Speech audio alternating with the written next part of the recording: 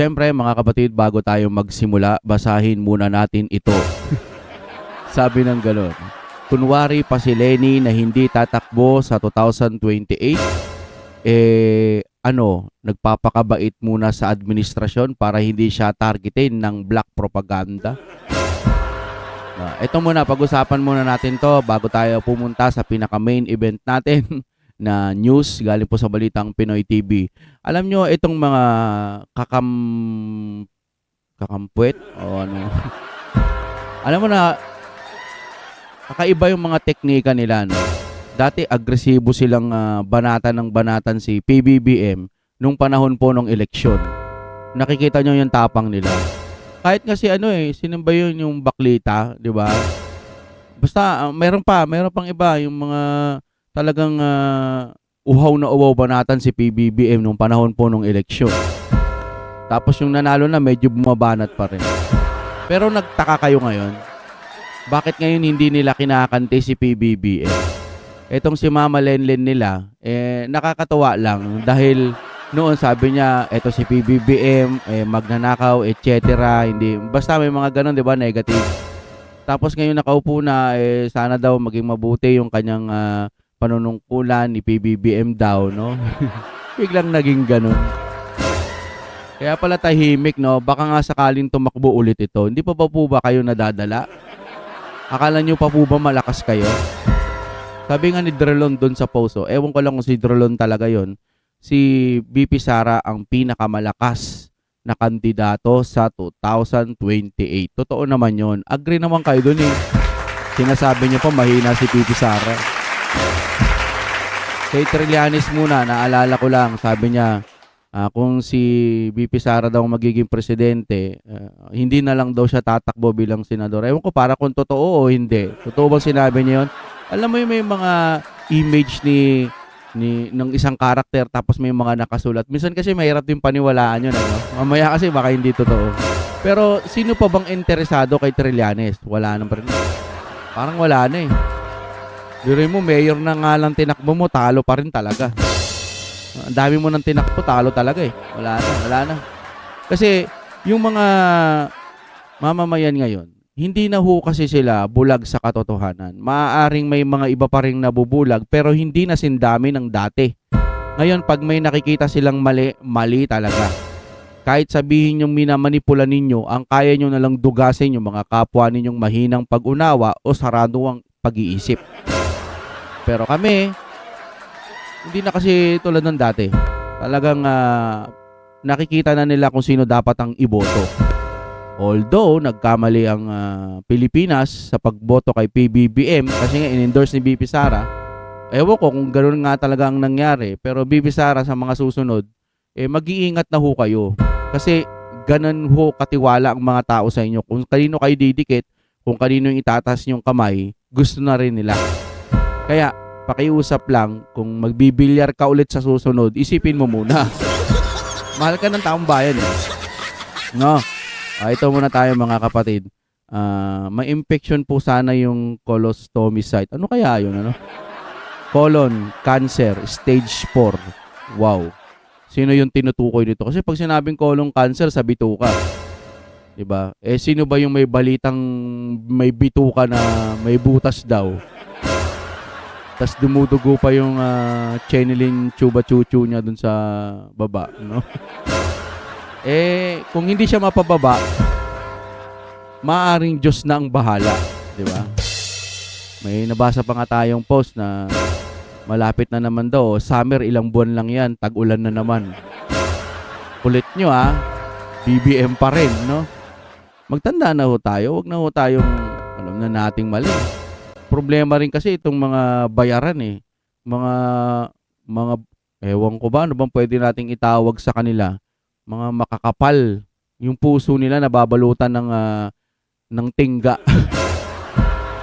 No? Alam nyo nang mali. Kayo naman, banat pa kayo ng banat eh. Believe din ako sa inyo dahil hindi kayo nahihirapan, no? Talagang, ewan ko lang kung hindi kayo nahihirapan o kamot ulo na kayo. Manang Claire, Sinoplak, si Marcoleta, yung mga ganon. Ewan ko lang kung kalimutan ko na yun eh. Basta, alam na nilang anga-anga na nga sumagot yung kinakampihan nila. Sige pa rin. Wala lang, ano, bayad eh. Hindi na kayo makakalabas dyan. Kahit gusto nyo pa si BP Sara, wala na. Minsan lang tayo mabubuhay. Kayo, banat pa rin kayo ng banat. Gusto nyo pa rin sa mali eh. Silipin muna natin to mga kapatid. Sayang tong ano na to, mga balita dito, ano. El Presidente, Sara Remer, Duterte, Carpio, etc. Ba't ganun sarado? Eto, anong masasabi nyo rito? Makikisuyo lang, comment na lang din kayo. World class na iyakin ni water gun lang. Hindi lang naman sa kagamitan makikita yung pagiging world class. But we are one of the most experienced armed force around the world. Ako, pwede. Pero sa panahon ngayon ni PBBM, parang hindi eh. Sir, kung nakikita nyo na, binabalahura na po ang Pilipinas natin. Huwag naman ganyan na parang iniisip nyo, wala pa rin kasalanan si PBBM. BBM pa rin. Tapos kung may problema sa China, eh, gagawa kayo ng ang tawag doon, yung mga AI para lang asarin si Washington Page. Ano ba yun? Yung presidente ng China. Huwag nyo nang sundan ng isa pang pagkakamali. Mas maganda, makipag-ayos kayo sa China. Hindi yung akala nyo kung sino din kayo magagaling. Hindi natin kinakampihan ng China. Mali yung ginawa nila sa West Philippine Sea. Para sa akin lang, no? Ngayon, kausapin nyo. Hindi yung panay sisi. Hindi, kakampi kasi ng Duterte. Baka may pinag-usapan noon. Nangamunggo rin, eh, no? At kay Risa Ontiveros, hindi ko na ata makikita. Hindi siya mananalo. Sa mga nagsasabi, no, confident silang lahat, hindi siya mananalo. Pwera na lang, kaya nyo sinasabi yan dahil gusto nyong pabagsakin si BP Sara. Magkaroon man ng pagkakataon na dayain ninyo, magicin ninyo si BP Sara, eh talagang ma-down ho ninyo. Magawa nyo ng magic, no? Duterte pa rin kami. Pwedeng si Pulong, pwedeng si Baste, depende. O yung kung sinong itataas ni BP Sara. Kaya wala kayong lusot. Hindi porket napabagsak nyo na si BP Sara, eh okay na sa inyo. No? Akala nyo doon na magtatapos. Kaya ang kakapal ng mukha ng mga to, hindi itong nasa picture pangkalahatan ho yung sinasabi ko, na wala na kayong ginawa sa buhay ninyo, sa buong termino ninyo, nasirain ang pagkatao ninyo. Akala nyo lang hindi nasisira. Pero ang totoo, nasisira kayo sa mata ng mga tao at sa mata ng Diyos. Huwag nyo na rin gamitin yung mga religion ninyo para lang pagtakpan yung mga pagkakamali ninyo. Nakakahiya na ho ang Pilipinas. Meron pa pala tayong iaasenso. Pero kung yung mamumuno talaga dito, eh, wala. Sino kaya yung stage 4 na cancer na yun? Ano? Nananawagan kami, Panginoon, kung ano man yung stage 4 na yan, bigyan nyo kami ng clue. Okay mga kapatid, panoorin na ho natin ito, no? Ayan, Balitang Pinoy TV, mga kapatid, ang title, hala, OMG, totoo pala ang issue breaking news. Oy, BBM gulat dito, traidoran na to. Sige, panoorin na ho natin na sabay-sabay. Mga kapatid, palike ho ng video, lagi ho natin sinasabi yan sa mga nakakapanood sa atin. Malaking bagay ho kasi sa amin dahil nga, ewan namin, karamihan sa amin nasisira yung algorithm eh. At paalala nga pala, huwag kayong masyadong maniniwala sa mga ibang sinasabi nila, DDS talaga sila. At kung ano-ano mga video yung mga ipinaglalabas na sa tingin naman natin, ano ba to? Meron ba tong sustansya? O mas lalo nyo lang tinitrigger yung mga DDS para mag-post sila ng mga pinupost nung kunwari DDS hanggang sa madama yung mga Facebook ninyo. Ingat ho kayo. Ako naniniwala ako kay Sir Banat Bay, no? Na proven na sinabi ni Madam Amy na gumagamit ng kanyang anak. Sabi na kanyang anak, kanyang kapatid. Doon na lang ho ang paniwalaan natin. Wag na ho tayong sosobra. Pwede panoorin nyo, ganito pala. Pero wag nyo nang i-share. Pwede rin, sige, sabihin nyo na, suportahan nyo. Pero wag nyo nang i-share yung mga sa tingin nyo hindi makakatulong. Yun lamang po, no? Halimbawa, si PBBM, nakahubad, halimbawa lang, o kaya kung ano-ano pa man. Kung wala namang sustansya na parang madedemanda siya o wala naman parang hihiyain mo, wag na. Meron na tayong mga ebidensya gaya na lang ng tawag dito, yung mga bycam, etc. Ang dami naman Baha-baha nga Flood control. Tapos si Madam Amy, si BP Sara, dami na nagsasabi. Ngayon, kung may iba pang magsasabi na sa tingin nyo na, halimbawa, nakahubad siya o may kasama siya si ganito, kasi ibang usapan na yun, kasi pang personal na yun eh. Yun lang ang sa akin. Kaya, ingat ho tayo mga kapatid. Pwede, panoorin lang ho natin na, yak! Ganyan pala yan. Pero wag nyo nang ipopost. Mahirap na eh. Maaring DDS talaga sila o maaring hindi rin, no? Kasi baka pag pinost nyo, madali yung Facebook ninyo o yung YouTube ninyo. Ingat-ingat lang din po tayo mga kapatid. Hindi natin sinasabi, hindi natin sila pinagbibintangan, pero mag-ingat po tayo. Okay, i-play na po natin anong meron dito. Alam nyo mga kaibigan, may nakalap na naman tayong balita patungkol kay Senator Risa Hontiveros. Alam niyo ba kung anong balita patungkol sa kanya? Umamin na siya. Okay? Umamin itong si Risa Hontiveros na ay kumakalat ang chismis sa House of Representatives. May ibubulong ako sa inyo. May sasabihin ako sa inyo kung ano na ang forward ko na to mamaya. nangyari sa House of Representatives. Alam niyo, sa totoo lang, no? Sa House of Representatives, nabalitaan ni Bongbong Marcos na ang dami Kabitin naman to. Dito na natin mga kapatid na matatalo niya si Vice President Inday Sara Duterte. Wow! Okay. Pagbigyan ka namin sa trip mo Senator Risa, pagbigyan ka namin sa trip mo. Trip mo yan di ba? Wala tayong magagawa dyan. Kanya-kanya tayong trip Kanya-kanya tuloy-tuloy na natin. Di ba? Mr. Chair. Mr. Chair. At ang nakakatawa dito, kasi while sinabi yan ni Senator Hontiveros, alam nga naman na ewan ko lang sa inyo kung saan kayo maniniwala, pero ang mga political analyst, alam niyo naman, trabaho nila yan, no? Sometimes nito mga political analyst, sablay, no? Pero itong political analyst na binalita ngayon, no? Na, which is, na-realize ko kasi may logic na ang sabi niya, hindi raw uusad itong mga impeachment complaint laban kay VP Sara. At alam niyo ba kung bakit? Bakit hindi uusad ang mga impeachment complaint ngayon? I'm talking about the House of Representatives. Ang sabi niya, mamaya sasabihin ko sa inyo, kasi kumakalat ang chismis sa House of Representatives. May ibubulong ako sa inyo. May sasabihin ako sa inyo kung ano na ang nangyari sa House of Representatives. Alam niyo, sa totoo lang, no? Sa House of Representatives, nabalitaan ni Bongbong Marcos na ang dami na raw mga traidor dyan sa kanya. Mamaya pag-usapan natin yan kasi dapat natin yung ipaalam sa taong bayan. Importante yan, okay? Kasi ngayon 2028 election, importanteng malaman nyo ito, mga sasabihin ko mamaya. Pero guys, bago ang lahat, bago natin ito pag-uusapan, help me po na i-like muna at i-share itong video na ito para guys, kakalat ito sa taong bayan. Okay, sabay-sabay nating i-like muna at i-share itong video natin, Facebook at YouTube. 1, 2, 3, go! Okay, like and share para maraming makalam. And also guys, paki-subscribe at paki-follow ito para lagi kayong updated sa mga balita na kagaya nito at ma-notify ang inyong mga cellphones kung meron tayong breaking news. Sa 2028 national elections na nakatuon ng pansin ng ilang mga mambabatas, ito ang pananaw ni Kamanggagawa Party List Representative Amy San Fernando. Kaya anya, naniniwala siya na hindi lulusot sa plenaryo ng Kamara ang impeachment complaint laban kay Vice President Sara Duterte. I'm not a member of the Committee on Justice, but tingin ko lulusot yan sa Committee on Justice at aabot sa plenaryo yan. Pero pagdating sa plenaryo, ang aking tansya ay hindi makakakuha yan ng 1/3 na suporta mula sa members of the House. Dahil lahat ay nag-iisip na ng kanilang mga political career sa 2028.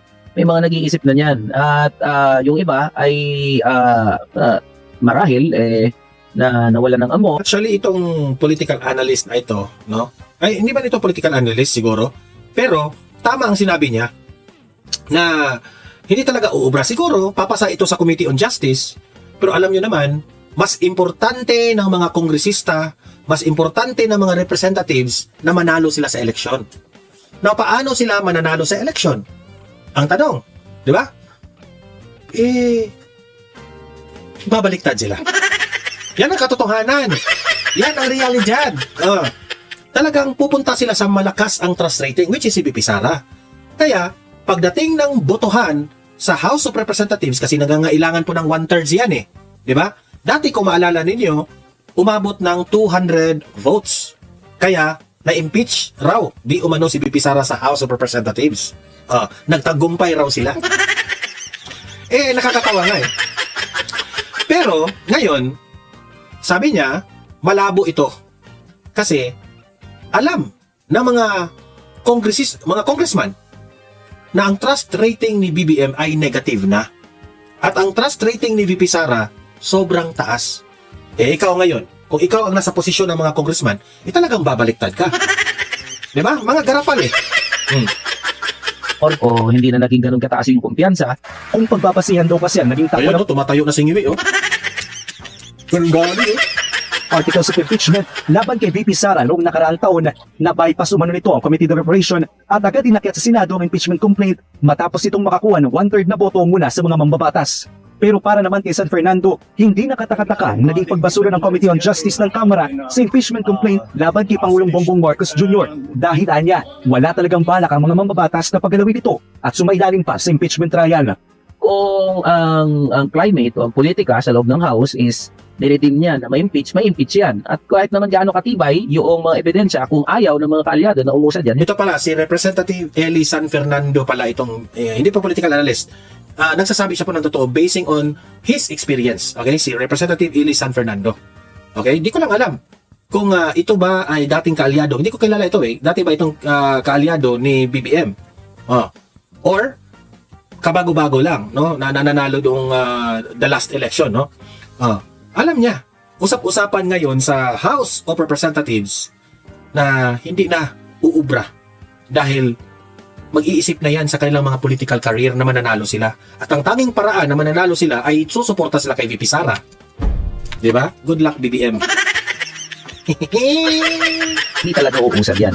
Yun yung nature ng Nature, meaning experience niya doon dati. Yan ang nature ang mga nangyayari sa House. impeachment process. Tinawag rin niyang drama at ingay lang ang mga impeachment complaint na inihangin sa Kamara dahil ang lahat ng ito ay para lang daw sa politika at pansariling interes. Correct. Nakakalungkot lang kasi dahil dito sa usapin ng politika, naiiwanan din yung iba pang mahalagang trabaho ng Kongreso. Correct. At yun yung mga Yan, inuuna nila yung impeachment na yan. Nakakalimutan na nila ang kanilang mga trabaho. Di ba? gawa ng mga meaningful na mga batas. We are missing the bigger picture. At ano yun, yung mga Pilipino at mga manggagawa mismo, wala namang pakialam sa impeachment. Samantala sa Lunes, inaasahang ipipresenta sa plenaryo ng Kamara ang naging pagbasura sa impeachment complaint laban kay PBBM upang kanilang mapag-aralan. Inaabangan naman ngayon kung uusad ba ang impeachment complaint laban kay VP Sara. Para sa agenda ay So, ako personally, in my own opinion, tama yun. Hindi talaga uusad ang impeachment complaint.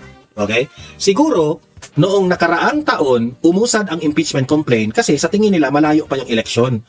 At kailangan talaga nila ng budget. Kasi mantakidyo, kapag hindi ka buboto na ma-impeach si VP Sara, wala kang budget. Ganyan po ang reality po sa House of Representatives. Di ba? Sobrang nakakahiya itong mga tae itong mga Ay, nako, sobra. Pasensya na po sa word na tae, ha. Yan talaga ang best na ma-describe ko sa kanila. Okay? At ito, panoorin natin. Isa dito sa mga tae na mga congressman, si Abante. Tingnan nyo gaano po yung style ni Abante.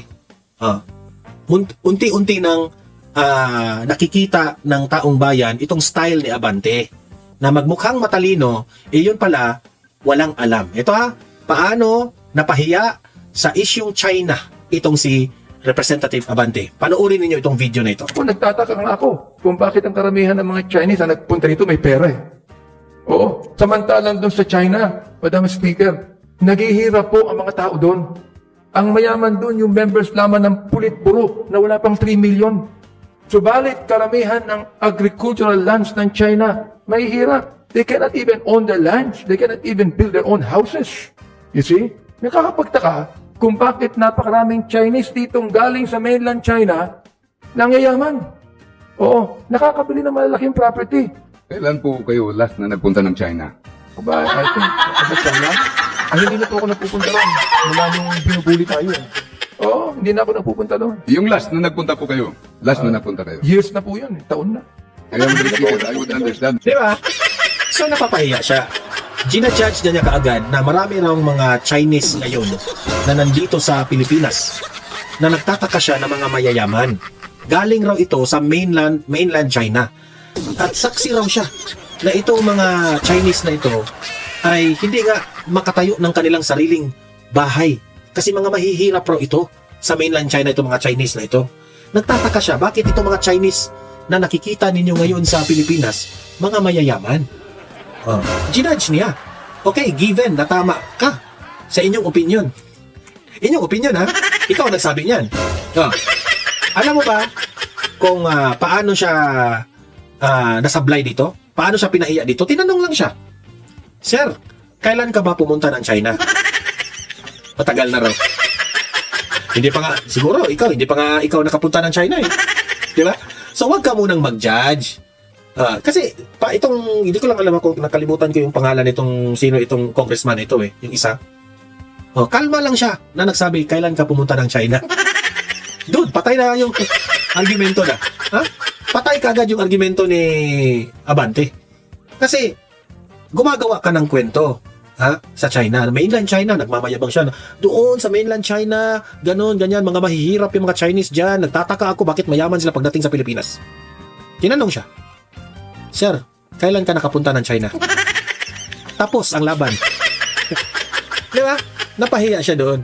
Di ba? Yabang-yabang mo kasi, Abante eh. Isa ka pa. Wala ka rin, wala kang future na sa politika. Mantakin mo, nananalo ka lang kasi na-disqualify yung kalaban mo. Tapos, ano pa yan, ha? Debatable pa ngayon kung dapat yung bang i-disqualified yun. Siguro, tinulungan ka lang ni Garcia. Baka tinulungan ka, tatanong tayo dyan. Ay, nako, eto. Punta tayo dito. May update na po tayo patungkol po dito kay Zaldico. Makausap sa linya ng interview ng One News ang attorney itong ni Zaldico. Okay, ano na bang nangyari ni Zaldico? Update tayo at magre-react tayo dito. Also joining us this afternoon is Attorney Louie Rondain, lawyer of former Congressman Zaldico. Magandang hapon, Attorney, and thank you for joining us again. Magandang hapon, Attorney. Hi, sir. Hi, Attorney. Yeah. I'm tempted to ask you where he is, but I'm sure you... Okay, I will ask you then. Attorney, where is Zaldico exactly? I still don't know, Regina. I just had to ask. I still don't want to know. One day it's Portugal, the next day it's Sweden. We're just scratching our heads But why here. did he have to go to Sweden for that document? I mean, couldn't he have done it in wherever he is right now? I suppose it was convenient for him. I sent that to him a few days earlier. And then, sabi ko, ipanotarize niya, wherever. I didn't want to know where he was going to notarize it. And then he sent it to me, yun na, notarize na sa Sweden. Saka magaganda yung mga sauna sa Sweden. Mga ano? Sauna. Sauna. Attorney. Magaganda sauna sa Attorney, Sweden. nakikita. Ang corny naman itong Yamas na ito. Yung joke mo, Yamas, i-joke mo yan kay Hontiveros. Corny itong joke ng taong to. Attorney, nakikita natin yung video of your client, ano?